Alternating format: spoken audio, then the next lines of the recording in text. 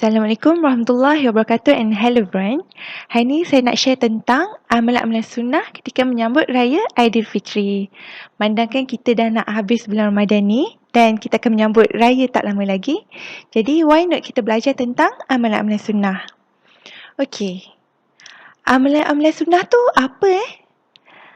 Amalan-amalan sunnah ialah kita buat satu berdasarkan percakapan dan perbuatan yang dilakukan oleh Rasulullah sallallahu alaihi wasallam. Dan bila kita buat amalan-amalan sunnah ni kan, ianya merupakan perkara sunat.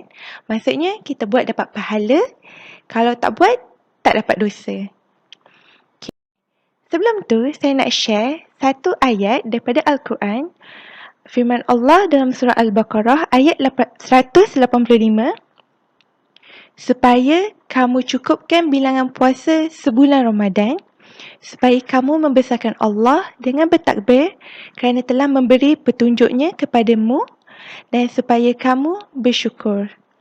Okey, saya share ayat ni sebab kat sini nampak tak bila kita habis je bulan Ramadan, Allah galakkan untuk membesarkan Allah, kita bertakbir kerana Allah telah memberi kita petunjuk. Kita berjaya habiskan sebulan Ramadan dan semoga kita tergolong dalam hamba-hambanya yang bersyukur. Jadi, amalan pertama ialah bertakbir. Takbir yang kita selalu dengar dekat TV, dekat dalam masjid, okey. Bila kita mula bertakbir? Ianya bermula ketika terlihatnya hilal, iaitu anak bulan, dan soalnya bila kita nampak anak bulan tu malam raya memang kita dah mula dah. Kita dah mula bertakbir, membesarkan Allah. Dan bila kita nak pergi ke masjid keesokan paginya, kita dah boleh dah mula bertakbir dari rumah ke masjid. Mungkin kita berjalan kaki ke ataupun kita drive, kita boleh bertakbir. Dan last sekali, ianya takbir raya Aidilfitri berakhir setelah imam selesai solat sunat Aidilfitri dan selesai khutbah. Berbeza kalau kita nak bandingkan dengan solat Hari Raya Aidil Adha. Okey. Soalnya kan kalau Hari Raya kan kita akan cakap, oh selamat Hari Raya, maaf zahir dan batin, kosong-kosong Itu antara ucapan yang memang umum, ucapan yang selalu kita ucapkan. Tapi saya nak share daripada Fath Al-Bari. Apabila para sahabat Rasulullah sallallahu alaihi wasallam bertemu di hari raya, sebahagian mereka mengucapkan kepada yang lain, Taqabbalallahu minna wa minkum. Semoga Allah menerima amalan kami dan amalanmu.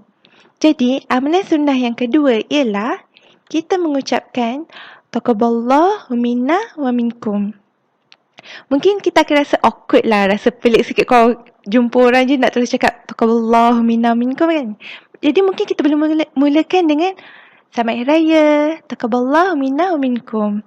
Nampak tak cantiknya kan? Doa ni, dia satu doa tau. Semoga Allah menerima amalan kami dan amalanmu. Kita doakan supaya Allah terima amalan kita dan orang yang kita ucapkan doa ini. Best tak? Right? Itu amalan sunnah yang kedua.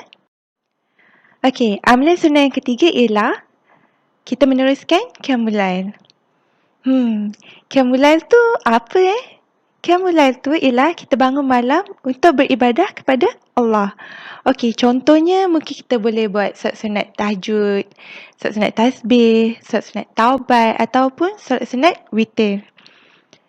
Tapi nampak tak kat sini antara sunnah kan, di bulan Syawal, di Hari Raya Aidilfitri kita meneruskan Qiyamul Lail. Maksudnya kita meneruskan apa yang kita buat dalam bulan Ramadan sehingga ke bulan Syawal.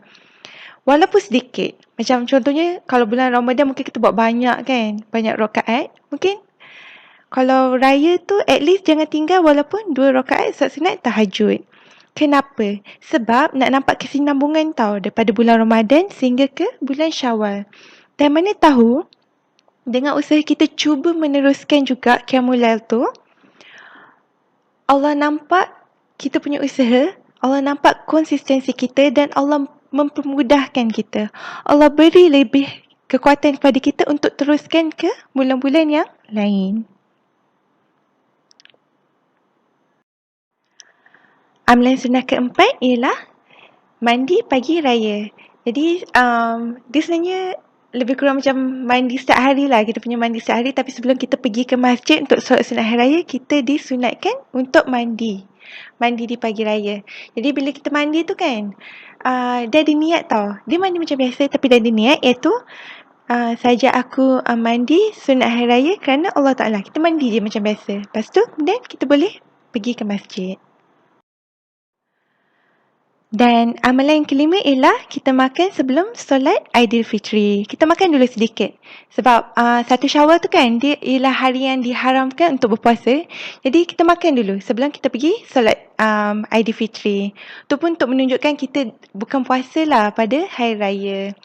Dan kalau ikut sunnah Rasulullah kan, Sallallahu Alaihi Wasallam, Rasulullah dia makan beberapa biji kurma dulu sebelum pergi solat. Jadi mungkin kita boleh ikut Rasulullah Sallallahu Alaihi Wasallam, ataupun kalau kita nak makan, kita dah ada kendak rendang ketupat pun boleh je, makan je. Jadi kita makan dulu sedikit sebelum kita pergi solat hari raya.